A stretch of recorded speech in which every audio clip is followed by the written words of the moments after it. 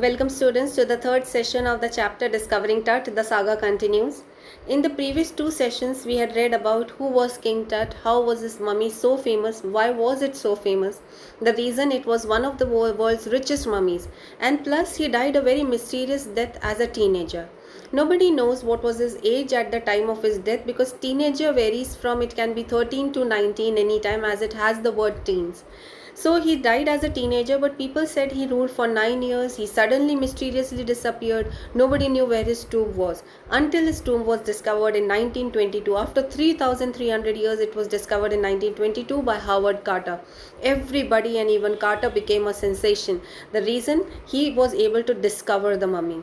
But then he faced certain problems. The mummy stuck to the bottom of the gold coffin, and then he tried some legal force, kept it in the sun, and then chiseled the mummy. Because of this, the mummy broke. The mummy still kept there, but 1968 when they x-rayed the mummy, they found that all the bones and everything were intact. The body did not decompose at all, but few of his breastbone and the ribs were missing. The reason was that maybe it was murder or something, but they could not find out the actual reason, how did he die and what was the age at the time of his death.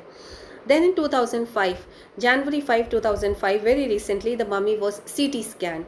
And this chapter has been given to tell you how was the CT scan done and what was the result of the CT scan. As the CT scan was done, the author has created the atmosphere of mystery. Then the mummy was taken out and it was taken into the CT machine. And the first mummy to be CT scanned was King Tut's mummy. 2005 they started to CT scan and the first mummy was King Tut's mummy. Then in this chapter we have been told something about history.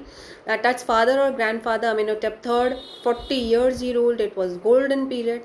Then his son came Amenhotep IV, who was wacky and who changed his name to Akhenaten as he started the worship of Aten. So he replaced the last word, wanted the last word of Aten in his name, so changed his name to Akhenaten. Then when King Tut came to the throne, his name also had the last word Aten, so his name was Tutankhaten. Then he wanted to bring the worship of Amun back, so he changed his name to Tutankhamun. So in history he is known by two names, Tutankhaten and Tutankhamun. Why did he change his name? Because he wanted to bring the golden days back.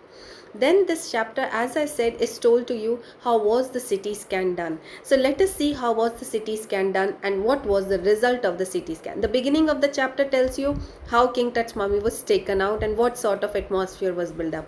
Today we have to begin from page number 26 and we have to begin the last second para. Let's begin from here. A CT machine scanned the mummy head to toe, creating 1700 digital X-ray images in cross-section. Students, X-rays, they give a two-dimensional image as I said, and CT scan gave a three-dimensional image. So around 1700 digital X-rays were sent inside, and that too in cross-section. This is how it was done. Tut's head scanned in 0.62 millimeter slices. Scanned in 0.62 millimeter slices, that means it was very small pixels, as we say, megapixels. So very small pixels. So it would give a very good three-dimensional image. Okay. Then intricate slices to register its intricate structures takes an Uri detail. Uri detail in the resulting image. With Tut's entire body similarly recorded, a team of specialists in radiology, forensics and anatomy began to probe the secrets that the winged goddess of a gilded burial shrine protected for so long. The team, after they had recorded everything, a team sat. The team included the people who performed the CT scan, the radiologists were there, the forensic team was there, anatomy professors were there, many people were there. Then they started to see the images and wanted to take the result out. Okay, so the winged goddess, they believed that every tomb is guarded by a goddess. So this goddess had protected Tut for a long time. Now the secret was open to the world. Then, the night of the scan, workmen carried Tut from the tomb in his box, like pallbearers. You can understand, pallbearers are those people who carry the dead body. See, dead body is covered with a cloth that is called the pall or the shroud. So those four people who carry the dead body in a coffin or on their shoulders, those are known as pallbearers. So they were carrying the body like pallbearers, the mummy like pallbearers. Like pallbearers, they climbed on a ramp because the CT machine was brought here. So there was a ramp. Then from the ramp there were stairs, and then on the stairs, through the stairs, they'll enter the CT machine. then rose on a hydraulic lift which will go like that, okay, hydraulic lift into the swirling sand outside, because I told you there is dust storm outside. In the swirling sand outside, then rose on hydraulic lift into the trailer that held the scanner. 20 minutes later, two men emerged, sprinted for an office nearby and returned with a pair of white plastic fans. Students, the tourists that day, they were aware of the curse. They knew the mummy is taken out. The workmen were aware of the curse. Everybody who was involved was aware of the curse. So everybody was nervous. So as soon as Tut's mummy was taken out, two workmen came running. So as they came running, the guard became nervous. What has happened? They came, reached an office, went with the plastic fan inside. What had happened? The $1 million scanner had quit because of sand in a cooler fan. Curse of the pharaoh, joked the guard nervously. The guard joked because everybody was nervous. Nothing happened. Sand had entered, so they could remove the fans. With the help of fans, they worked. But still, everybody was aware of the curse that day. Then, eventually, the substitute fans worked well enough to finish the procedure. After checking that no data had been lost, the technicians turned Tut over to the workmen. They were also careful to see that no data is lost. Everybody was aware of the curse. When they found all the data was okay, they handed Tut's mummy back to the workmen. Less than 3 hours after he was removed from his coffin, the pharaoh again rested in peace where the funerary priest had laid him so long ago. Back in the trailer, a technician pulled up astonishing images of Tut on a computer screen. This was the result of the CT scan. They saw astonishing images. Students, after 3,300 years, nobody could expect that a body could be seen on the CT machine. It was seen. Then, a grey head took shape from a scattering of pixels, and the technician spun and tilted it in every direction. Neck vertebrae appeared. Students, the skull was seen. The neck vertebrae were seen. That means each and every bone was seen. Then, as clearly as in an anatomy class, other images revealed a hand, several views of the rib cage, and a trans section of the skull. But for now, the pressure was off. Everybody knew now they have got the information.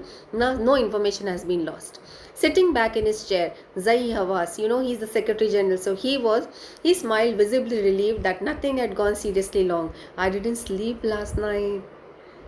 He was also aware of the curse. He could not sleep. I didn't sleep last night, not for a second, he said. I was so worried, but now I think I'll go and sleep.